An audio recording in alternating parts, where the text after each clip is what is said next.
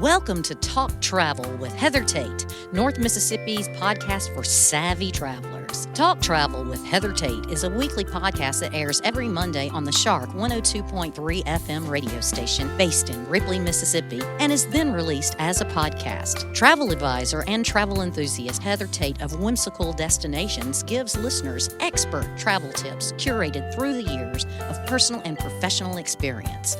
By clicking subscribe, you'll have a new travel tip to add to your collection delivered to your podcast library every Monday. Talk Travel with Heather Tate is brought to you by Sun Bear Studio. Sun Bear Studio is a boutique recording studio in the heart of Ripley, Mississippi. When you record with us at Sun Bear Studio, we can mix, master, register, and publish your music, your podcast, or your family story. Email us when you're ready at sunbear@jc.media.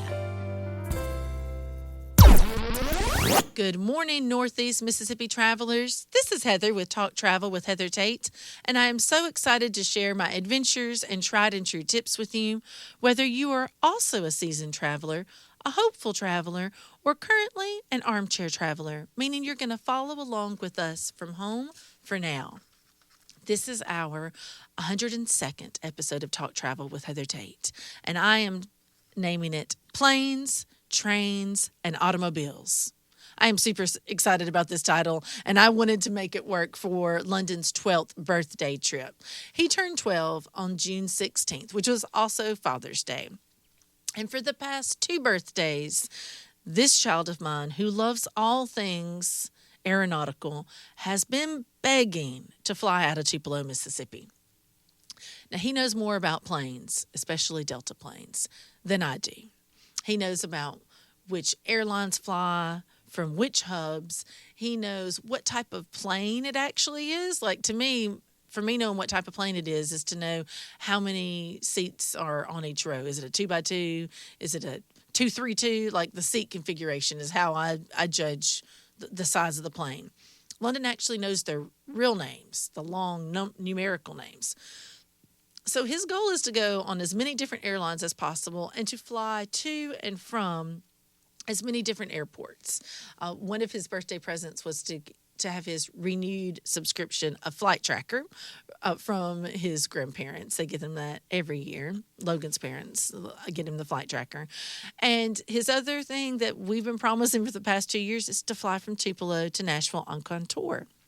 Now, I have done this flight once, and it's amazing. And I say this for someone who has flown literally, every other month, it seems, whether we're going to New York or Orlando, California, the Caribbean multiple times. I flew to Jamaica 4 times in the past year alone. I just flew to St. Vincent and the Grenadines and St. Lucia, basically back-to-back weeks. We fly to Europe. We used to fly annually, and now we're getting ready to go on our next European adventure, hopefully within the next month or so. So you would think a short 35-minute flight from Tupelo to Nashville wouldn't be that exciting. But there's something about leaving from your own hometown airport and knowing that you can be somewhere that would normally take you 3.5 hours to drive, but you're literally there by the time you go up, get a drink and a snack, you're coming right back down.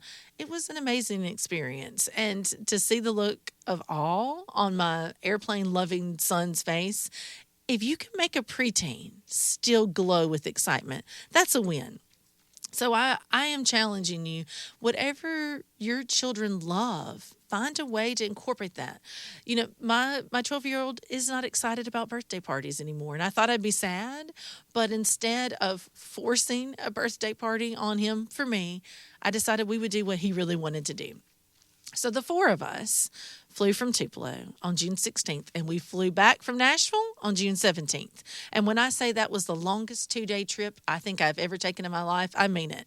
We packed so much into that trip.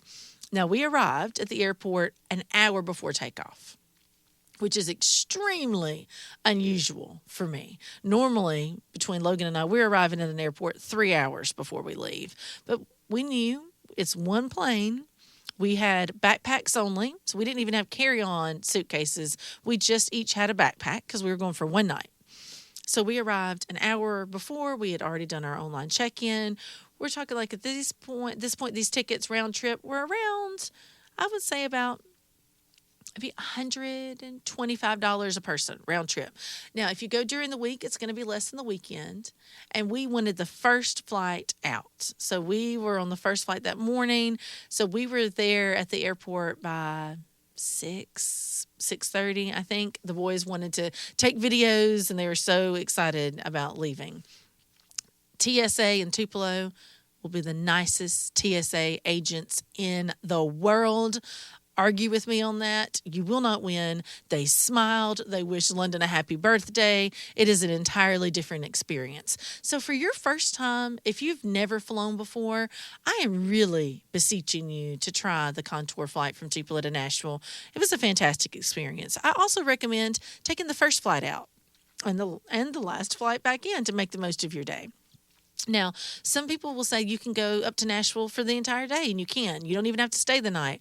But for me, I wanted to be able to experience a full day and not have to be at the airport both in the morning and that same day. So we wanted to stay the night. And where we chose to stay, this is the trains part of the trip, was the Union Station Hotel, located right on Broadway. It was a converted train station. The lobby was incredible. We had a patio on our room where the trains would actually dock. So it was beautiful. The location, we could walk everywhere we wanted to on Broadway. We also took the hop-on, hop-off bus, which was a great way for us to see so many of the stops in downtown Nashville. Now, I've been to Nashville a lot, but I'm going to be honest, I have not been to downtown Nashville a lot. This was the most exposure I've ever gotten to downtown Nashville. Normally when we go, we were going to Opryland Hotel, Opry Mills Mall. We were more on the outskirts, near the airport, that area. I've been to the zoo. I've seen some things in the peripheral of the neighborhoods in Nashville, but not so much downtown. So the hop-on, hop-off bus, which we love doing these in all cities that offer that, gave us a really good overview of what we could see and what we could do. Now, we only got off one time on the hop-on, hop-off bus, which picked us up right outside Union Station. We went to the Parthenon in Centennial Park, which was named after the park of the big celebration they had for Nashville's 100th celebration. And they had a full-scale replica of the Parthenon, which is the real one is located in Athens, Greece. So this is the only full-scale replica in the entire world. If you have ever seen Percy Jackson and the Olympians, then this is where the statue of Athena is located, the gold statue of Athena. It's located inside the Parthenon in the Centennial Park. And so I wanted my boys to see this. We got out, we explored the museum, took a lot of pictures. My grandmother went to the actual Parthenon in Athens, Greece, and I wanted to replicate one of the pictures I have of her standing in front of the real Parthenon as I was in the replica Parthenon.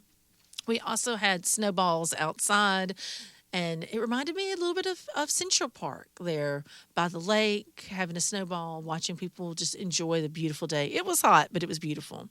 So many museums. Country Music Hall of Fame.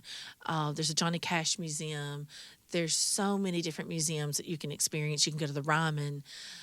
We did not tour any other museums except for one, and that was on our second day. But one place I have to tell you, if you're going to Nashville and you're going to be near Broadway, you have to go to Assembly Food Hall. If only we had something like that in Tupelo. Man, it was incredible. I cannot tell you the number of options you have to eat there. So it's not like a food court. Expand your mind from a traditional food court like in a mall. We're talking like gourmet. We had Sicilian style brick oven pizza. There was, fresh tacos, Philly cheesesteaks, hot Nashville chicken if you wanted that, a creperie. There were snowballs that had both adult-only snowballs and kid-friendly snowballs. You had options for a grilled cheese place, all different grilled cheeses. There was Indian food, Middle Eastern food, hamburgers, sandwiches like deli style, several different options for Mexican and Thai. But like I said, we went and had the most delicious pizza there. Lots of dessert options where you could get ice cream or, like I said, the crepes. So there's something literally for everyone. And it was right in front of the Ryman Theater. So if you're anywhere on Broadway, you could go there. We almost went there 2 days in a row because there were so many things I wanted to try, but we didn't have the chance. That night for London's birthday dinner, we went for sushi. We went to Blue Sushi Sake Grill, which is also really close to 5th and Broadway. So great location. We could walk everywhere from our Union Station hotel location, and it was good. But I'm going to tell you this. When you have Mount Fuji and Tupelo and you are used to that quality, then we have found that we get sushi everywhere we go, and it is hard to beat Mount Fuji for us at home. We went to the Adventure Science Center our next day. Now, the night we were there for London's birthday, it was a Sunday night, we walked along Broadway. I've been to Vegas multiple times. I've been to Beale Street. I've been to Bourbon Street. I have walked down the Red District in Amsterdam. And I will tell you, it is something to see Broadway all lit up at night. It was every single step, there were people there. And again, this was a Sunday night.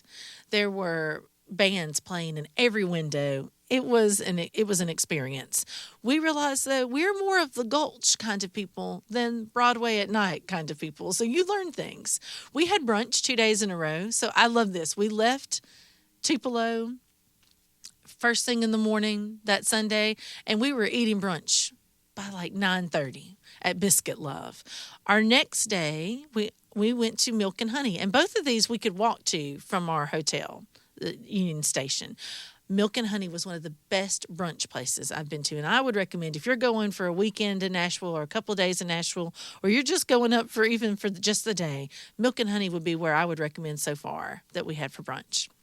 The Adventure Science Center is where we spent all day our next day.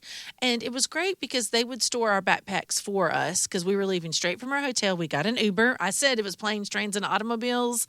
That includes some of the activities we did at the Adventure Science Center, but also that's how we got around. If we weren't on the hop-on, hop-off trolley, then we got around by Uber or Lyft. So it was really convenient for us. But most of the time, we were able to walk to where we wanted to be from our Union Station hotel. So the boys explored the Adventure Science Center. Imagine like HealthWorks meets a children's museum in Memphis or Jackson meets the McWane Center in Birmingham. And that's what you get with the Adventure Science Center. Now, London just turned 12 and Christian is 7. And their ages were great. Lots of science experiments. We went to a live science show where they got to see science experiments in front of them with elephant tooth rockets, exploding, different types of science interactions. It was a great experience for them. So we spent all day there, but really maybe 3 or 4 hours. We could have spent longer, but they had plenty of time. And I wanted to go back to Assembly Food Hall, but no, it was London's birthday trip. I let him choose. And of course, what he was going to choose to do is to go back to the Nashville airport and explore every single inch for a couple of hours. We went and ate at the Red Dog Saloon, which is Blake Shelton's restaurant. They have one both, I know, in downtown Gatlinburg, and they have one in the Nashville airport. We went to Voodoo Donuts, also in the Nashville airport, and we went to every concourse because London wanted to see where all of the different planes were leaving from and where they were going to. And I will say that's something that I love as well. I think London got that for me to see where you can go to from Nashville. So many different options. Now, if you're trying to make a connecting flight, my recommendation really is to fly in the day before and enjoy a day in Nashville, an evening in Nashville, and then be ready to fly out first thing the next morning. You never know with connecting flights. If there's a delay and it's a close connection, you could miss your connection. So I do recommend going in the day before if at all possible. That is all the time we have for this week's episode of Talk Travel with Heather Tate, which was Planes, Trains, and Automobiles, London's 12th birthday trip. If you're not already a member of our Facebook group, Heather and Logan Tate, Whimsical Destinations, I have tons of pictures there from this trip and many others. Whatever your adventure is this week, wherever life is taking you, take that trip. Make the memories. Life is short. You won't regret it. This show is made possible by JC Media, LLC in Ripley, Mississippi. JC Media owns the Shark 102.3 Classic Rock FM radio station where the show is hosted, and Sun Bear Recording Studio where the interviews are recorded. We need your feedback and support. If you listen to the podcast on a player like iTunes, Google Podcast, or Amazon Music, please subscribe to the show and leave us a review. We also have an email in which you can share your feedback. That email is theshark1023@gmail.com. Subscribe to our podcast on your favorite app or stream episodes online at shark1023.com/podcasts. Today's episode was produced by Melinda Marsalis. It was edited by Rick Williams and engineered by Chris Marsalis. The podcast technician is Joyce Grady.